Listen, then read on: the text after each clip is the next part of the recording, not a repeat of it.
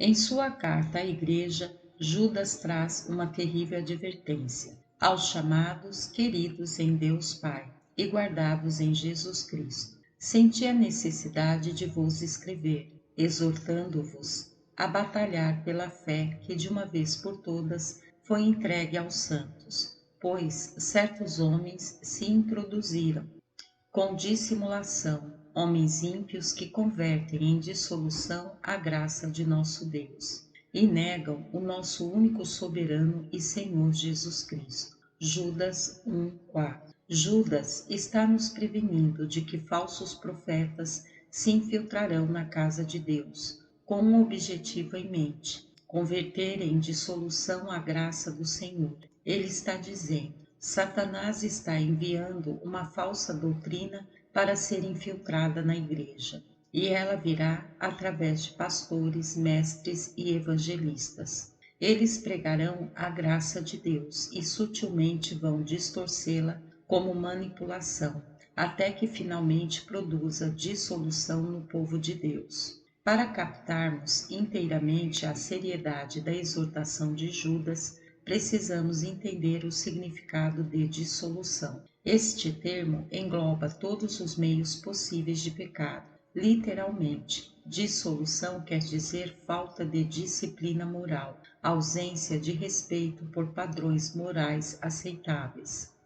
A palavra vem do latim lascívia, significando paixão e luxúria solta e desenfreada. Quer dizer licenciosidade, irrestrição, remoção de toda contenção. Também significa tudo que é sujo, degradante, pervertido e obsceno. Jesus chama a lascívia de pecado do coração. O que sai do homem é o que o contamina, pois do interior do coração dos homens saem os maus pensamentos, os adultérios, as prostituições, os homicídios, os furtos, a avareza, as maldades, o engano, a lascívia. Marcos 7, versículos 20 ao 22. Como Judas, o apóstolo Paulo também se referiu à lascívia que viu ocorrendo na igreja. Ele escreve aos coríntios em termos duros: receio que, quando chegar, não vos age como eu vos quero,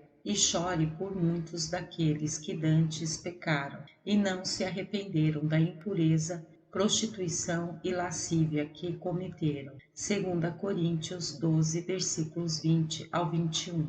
Ora, nesta mesma mensagem, Paulo chama os coríntios de amados. Realmente, essas pessoas eram filhas de Paulo no Senhor e foram incrivelmente abençoadas por Deus. Haviam sido orientados pelo próprio Paulo, por Timóteo, Tito e outros ministros piedosos. E Paulo lhes lembra: falamos, e tudo isto para a vossa edificação. Capítulo 12, versículo 19. Quando lemos as duas cartas de Paulo para esta igreja, vemos os ensinamentos incrivelmente poderosos que lhes deu. Ele escreve sobre a ressurreição, sobre a vinda do Senhor, o tribunal de Cristo, a morte para o pecado, a justificação pela fé, o céu, inferno. Paulo fielmente exortou tais pessoas, chegou até elas, insistiu com elas, sem a menor dúvida.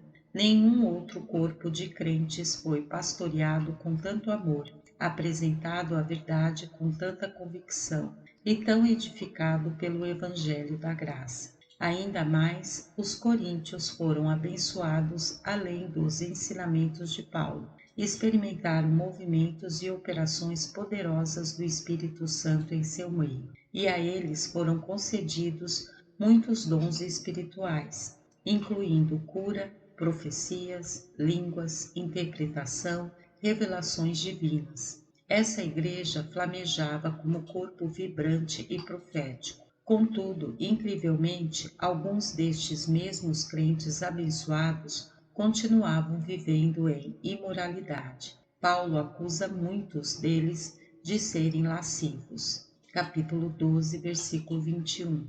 Ele escreve: é esta a terceira vez que vou ter convosco. Já anteriormente o disse, agora o digo aos que antes pecaram, que se outra vez for, não os pouparei. Portanto, escrevo estas coisas estando ausente, para que, estando presente, não use de rigor, segundo o poder que o Senhor me deu para edificação, e não para destruição. 2 Coríntios 13, versículos 1 ao 2 e 10. Por 3 vezes lhes adverti quanto ao pecado na sua igreja. Todos vocês ouviram pregações piedosas e convincentes. Todos participaram do dom da graça de Deus. E mesmo assim, alguns distorceram esta graça ao continuar a viver deliberadamente na impureza. Lembro-lhes: o meu dom é o da edificação, não o da destruição. Sou chamado a lhes edificar na preciosa fé, mas quando voltar a terceira vez, talvez não tenha alternativa senão tratar duramente com vocês. Não vou poupar ninguém que ainda estiver cedendo ao desejo do pecado. Eu pergunto: como poderiam tais pessoas que foram abundantemente abençoadas escolher permanecerem nessa situação tão sórdida?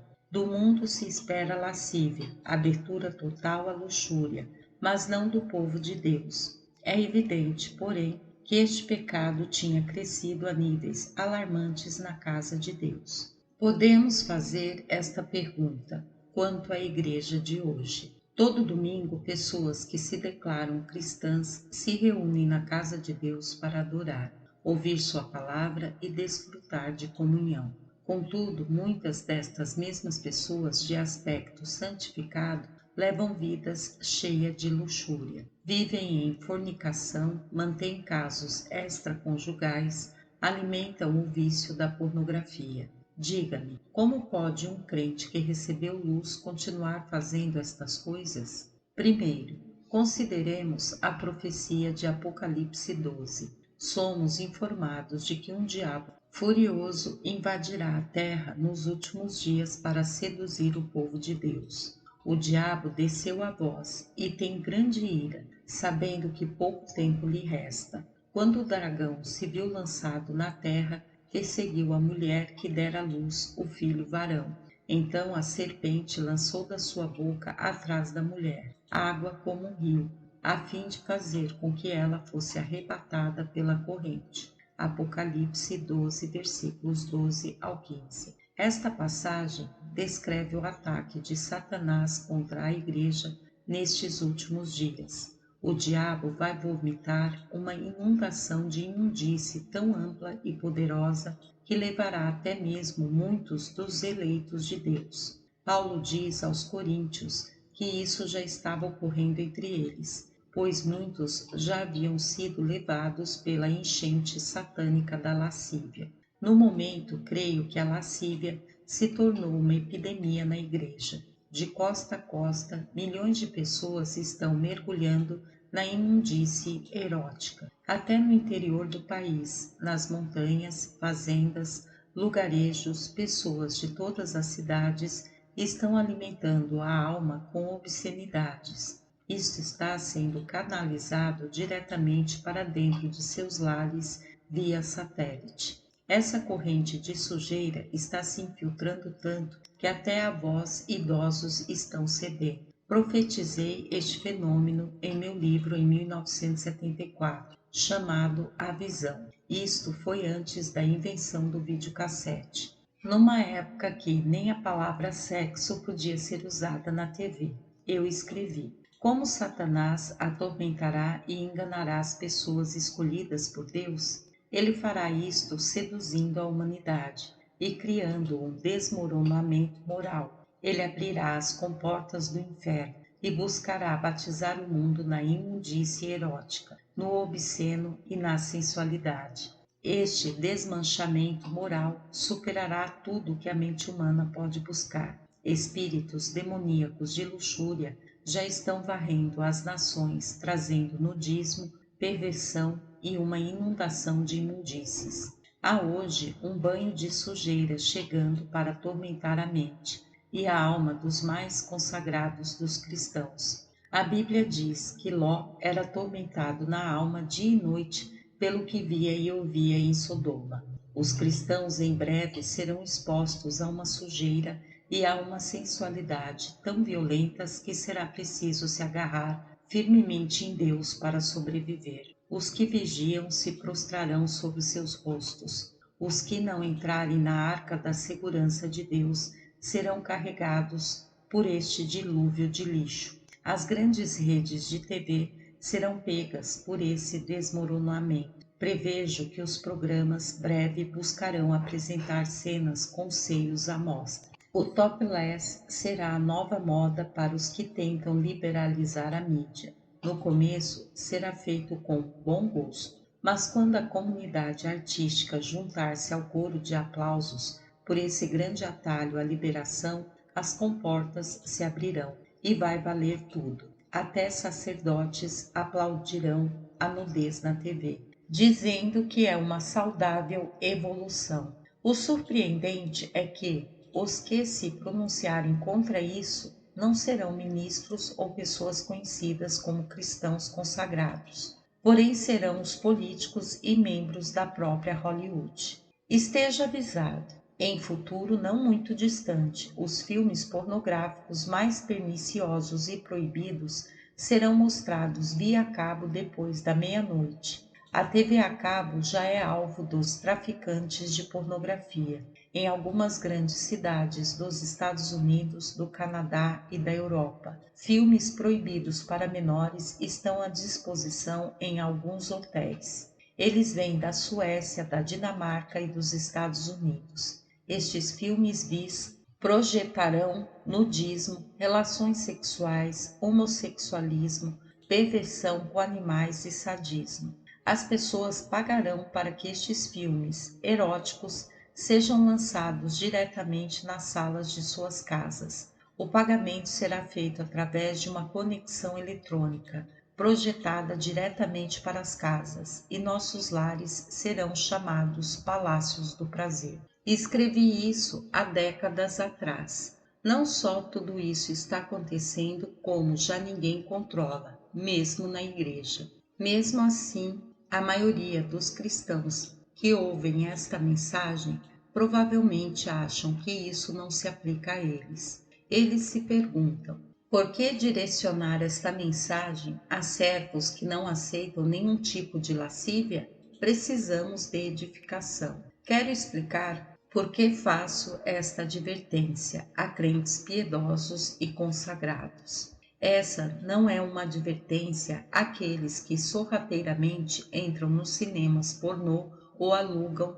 filmes sujos. Não falo isso para os cristãos que se entregam à sujeira, seja pela TV, por vídeos ou internet. Antes, o meu objetivo é fazer com que você examine o tipo de evangelho em que crê. Isso envolve o seu conceito de graça. Quero que você teste se permitirá em seu coração qualquer fermento de falsa doutrina quanto ao significado da graça de Deus. No fim, esse pode ser um assunto de vida ou morte. Veja, o diabo provavelmente não está inclinado a lhe fisgar com imundície. Ele talvez saiba que nunca conseguirá lhe tentar com pecados grosseiros. Contudo, se ele conseguir perverter o conceito que você tem da graça, se conseguir que você veja a graça como desculpa para a permissividade, então aí ele poderá lhe fazer cair na rota da escravidão. Logo, estará fazendo coisas que nunca imaginaria. E pior, ele lhe terá vendido a mentira de que está tudo bem em você ceder ao pecado. Por esta razão, Judas não faz rodeios. Ele nos diz diretamente porque tantos nas casas de Deus estão sendo levados pela correnteza diabólica da licenciosidade, pois certos homens se introduziram com dissimulação, homens ímpios que convertem em dissolução a graça de nosso Deus e negam o nosso único soberano e Senhor, Jesus Cristo. Judas capítulo 4. Com esse único versículo, Judas revela o plano inteiro de Satanás para enganar os eleitos de Deus. O diabo vai sutilmente colocar na igreja ministros de todos os tipos para perverter o evangelho da graça. No entanto, se você possui uma compreensão verdadeiramente bíblica da graça, o inimigo não vai conseguir lhe enganar. ele jamais será capaz de lhe seduzir com a lascívia. Então, o que é a verdadeira graça bíblica? A verdadeira graça bíblica é a capacitação do Espírito Santo para viver uma vida piedosa e negar o mal, pois a graça de Deus se manifestou trazendo salvação a todos os homens. Ela nos ensina a abandonar a impiedade e as paixões mundanas, para que vivamos neste presente século sóbria, justa e piedosamente, aguardando a bem-aventurada esperança e o aparecimento da glória do nosso grande Deus e Salvador Jesus Cristo. Tito 2, versículos 11 ao 13. Esta passagem revela duas características que a graça bíblica sempre produz na vida de um crente. 1. A expectativa e ardente desejo pela volta do Senhor. 2. Temor e reverência santos por Deus. Estes dois frutos da obra da graça são inseparáveis. Simplesmente não podemos ter um sem o outro. O escritor ao Hebreus insiste: retenhamos a graça pela qual sirvamos a Deus agradavelmente com reverência e santo temor. Hebreus 12, versículo 28. Este verso amarra a graça diretamente com reverência. Em resumo, reverência é um conceito de Deus que inclui assombro, respeito e sobriedade. O apóstolo Pedro também liga graça com reverência sóbria, cingindo os lombos do vosso entendimento. Sede sóbrios e esperai inteiramente na graça que se vos oferece na revelação de Cristo. 1 Pedro 1,13. Com isso, Pedro não está nos encorajando a ficar com caras tristes ou a andar por aí sem alegria. Pelo contrário, ele fala de uma reverência que produz o verdadeiro júbilo no coração. Ele diz em essência: se você tem uma revelação da graça de Jesus, seu amor, sua santidade e sua beleza, isso lhe produzirá assombro e reverência. Ora, quando Judas diz que homens ímpios se infiltrarão na igreja, a palavra que usa para ímpios quer dizer sem reverência. Em outras palavras, estes mestres trarão leviandades e coisas frívolas à casa do Senhor. Eles tentarão distorcer e perverter toda a reverência pelas coisas divinas. Jeremias profetiza sobre esses ímpios: deveras sou contra, diz o Senhor, os que fazem errar o meu povo com as suas mentiras e com as suas leviandades. Jeremias 23, versículo 32. A palavra para leviandades aqui quer dizer espuma ou frivolidades. Jeremias está dizendo: estes falsos mestres riem do que deve ser reverenciado, respeitado e visto com assombro. Eles ridicularizam a sobriedade proveniente da verdadeira adoração de Deus. Qual o objetivo do diabo ao trazer espírito de leviandade? O objetivo é fazer com que você creia que Deus não fala sério quanto ao pecado. Satanás quer que você ache que inexiste ira em Deus, que a graça cobre qualquer justa condenação. Por isso, às vezes você vai ouvir o inimigo cochichar: não precisa se preocupar com a luxúria, a abundância de misericórdia e de perdão do Senhor. Paulo diz que estes ministros ímpios detêm a verdade pela injustiça. Romanos 1,18. Em outras palavras, eles conheceram a verdade e a experimentaram. Foram edificados e reprovados por ela, porque Deus lhes manifestou. Romanos 1,19. Porém, apesar de serem abençoados pela verdade de Deus, se afastaram dela. Recusaram-se a abandonar os caminhos de lascívia e, em lugar disso, se entregaram à luxúria. Em retorno, Deus os entregou inteiramente ao engano do pecado. Quando Judas fala que convertem em dissolução a graça de nosso Deus, Judas 4, a palavra convertem aqui significa modificam, acrescentam algo. Vem da raiz que quer dizer derrubar a verdade, ou seja, estender a verdade sobre o chão e torná-la passiva. Em resumo, No passado, a graça de Deus se erigia destacada e eficiente na vida desses ímpios,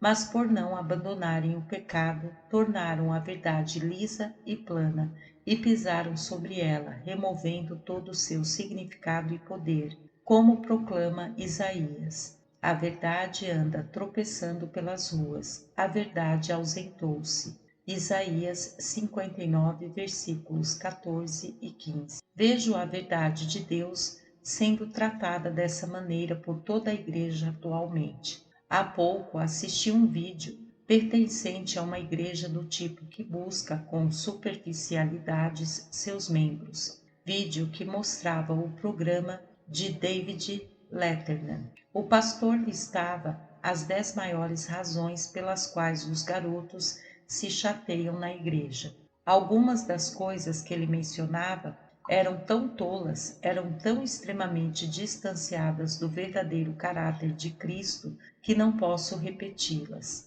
Contudo, a congregação inteira ria e aplaudia. Este pastor estava convertendo o evangelho da graça em frivolidade, através de uma distorção sutil do seu significado. Ele a estendia sobre o chão e removia seu poder. Você pode se perguntar: de onde vêm estes ministros ímpios? Como são capazes de se infiltrar na igreja para perverter a graça de Deus? Será que o diabo os pega num vil cine pornô e os veste de anjos de luz? Ou seriam ateus que se disfarçaram de pastores e foram enganando os outros até chegarem ao púlpito? Não. Paulo diz o seguinte sobre eles: Deus lhes mostrou a verdade. Em Romanos 1,19. Numa certa época, estes homens conheceram o total significado da graça. Contudo, de alguma maneira, se viciaram em algum desejo não esquecido. Neste ponto, começaram a deter a verdade pela injustiça. Tiveram de inventar uma falsa graça para desculpar sua lascívia. Assim, agora estão pregando um falso Cristo, através de um conceito pervertido da graça. A maioria dos ouvintes desta mensagem não são como os homens que Judas descreve. Judas diz isto sobre estes ministros ímpios, falsos mestres, que sonhando contaminam a sua carne, rejeitam toda autoridade e blasfemam das dignidades. Judas 8. Em contraposição, creio que a maioria das pessoas que ouvem essa mensagem são tementes a Deus, servos obedientes, não se interessam pela sujeira, deixaram a lascívia e estão andando na graça que leva à santidade. Ainda assim, creio que alguns ouvintes podem lutar contra o que chamo deslize para a lascívia. Tais cristãos não se entregam ao desejo, mas ocasionalmente eles, na verdade, têm um encontro com algo impuro. Vemos um exemplo disto em uma avaliação cedida por um hotel especializado em convenções. O informe declara que o maior número de filmes pornográficos para os quartos via TV foram pedidos durante uma convenção religiosa. Na verdade, mais filmes pornográficos foram lançados aos quartos durante a convenção daquela igreja do que durante todos os outros tipos de convenções lá existentes. Percebe-se que muitos ministros e obreiros cristãos podem estar viciados em algum tipo de luxúria. Pesquisas feitas entre pastores mostraram que isto é impressionantemente verdadeiro. Contudo, creio que muitos destes crentes são atormentados mais por deslizes ocasionais para a lascívia.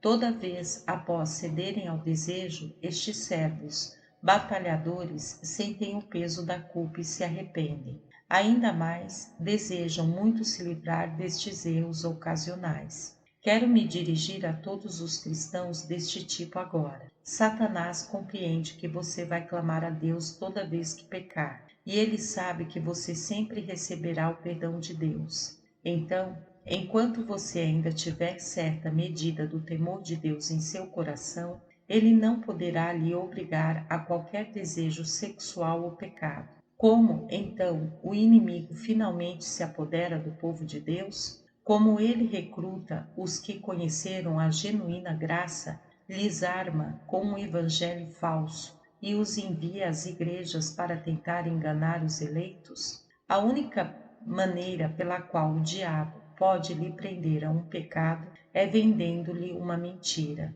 Em resumo, tem de lhe convencer que a mentira dele é realmente a verdade.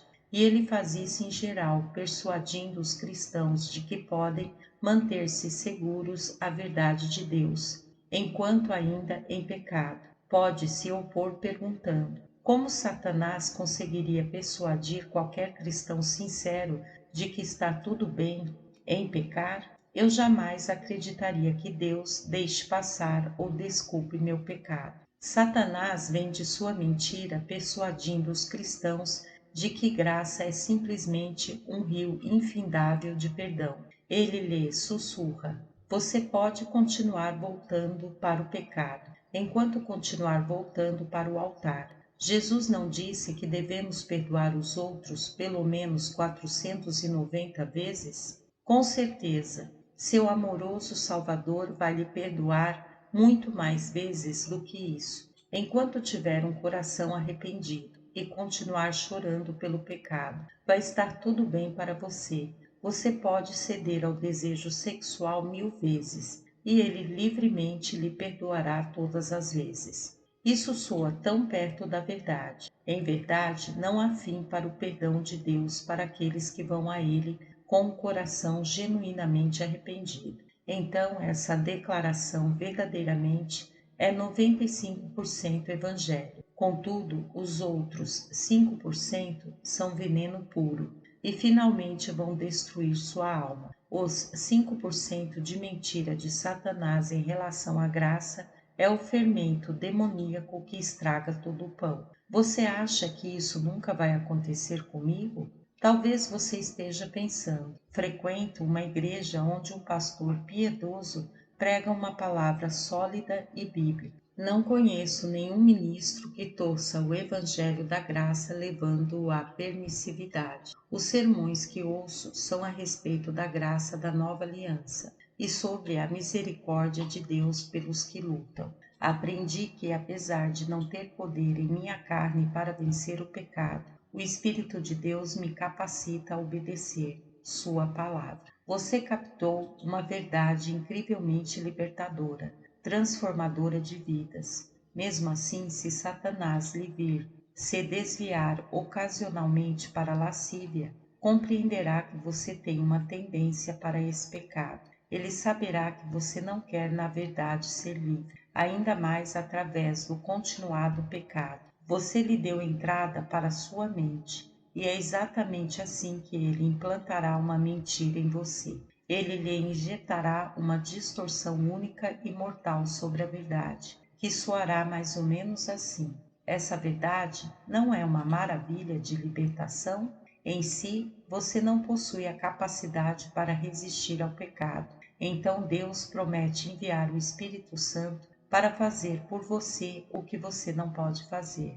A única coisa que lhe é necessária é continuar chorando pelo pecado, e seus deslizes não terão importância. O Espírito Santo sabe a hora de se apresentar e lhe capacitar. É claro que você não pode ser julgado por um pecado que não consegue controlar. Você vê a mentira embutida neste Evangelho da Graça? É a mentira que diz que o cristão não tem responsabilidade pessoal pelo pecado e leva a culpar Deus pelo seu pecado. Você dirá: por que o Espírito Santo não veio quando fui tentado? Eu fiquei esperando que ele me desse poder, mas ele não apareceu. É por isso que cedi ao desejo. Não foi culpa minha. A verdade é que, se não quiser ficar livre da luxúria, você vai agarrar o dom divino da graça e correr com ele direto para o pecado. Mas Paulo decifra a indução ao erro contida neste raciocínio.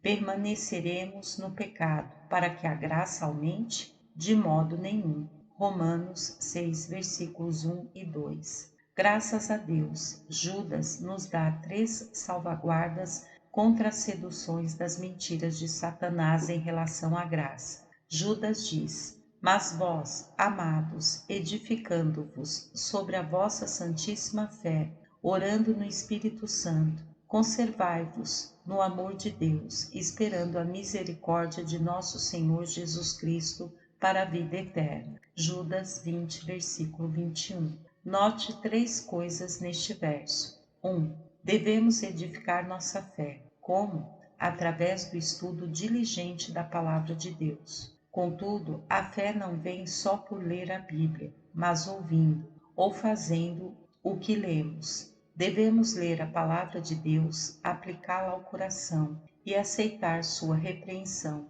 Isso produzirá em nós sobriedade espiritual. Então não importa que tipo de mensagem nos é pregada, não seremos levados pelas mentiras ou leviandades de qualquer homem. 2. Devemos orar no Espírito Santo. Isto quer dizer que não devemos só orar na igreja, mas fechando-nos com o Senhor em particular. Devemos pedir ao Espírito de Deus que faça brilhar sua luz sobre nossos corações e recebamos sua correção, mas que possamos obter graça para qualquer carência. 3. Devemos em nada ficar ansiosos, mas em lugar disto, aguardar a vinda de nosso Senhor. Se estamos estudando a Palavra de Deus e orando no Espírito, então não podemos deixar de aguardar o súbito aparecimento de Jesus. Saberemos que este mundo não é o nosso lar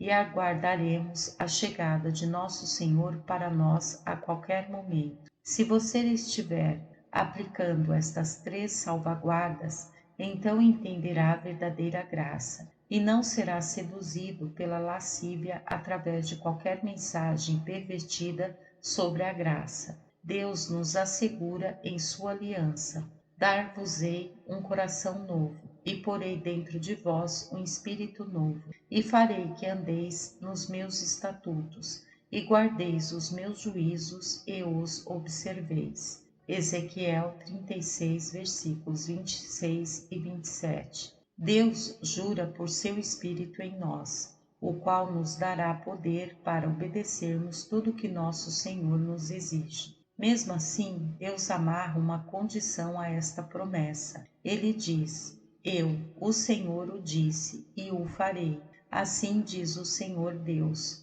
Uma vez mais ouvirei o período da casa de Israel e farei isto por eles. Ezequiel 36, versículos 36 e 37. É aqui que entra a nossa responsabilidade pessoal. Não devemos viver passivamente, sempre esperando que o Espírito Santo apareça toda vez que formos tentados. A nossa função é de contínuo inquirir o Senhor, ou seja, sermos pessoas de oração. Ele está nos dizendo: se você verdadeiramente deseja poder sobre o pecado, então terá de me buscar em favor disto. Se me buscar de todo o coração, aplicando-se de verdade, cumprirei todas as promessas da minha aliança na sua vida. Todos temos em nosso interior capacidade para orar, ler a palavra de Deus e ansiar pela breve volta de Jesus. Se fizermos estas coisas, declara Judas,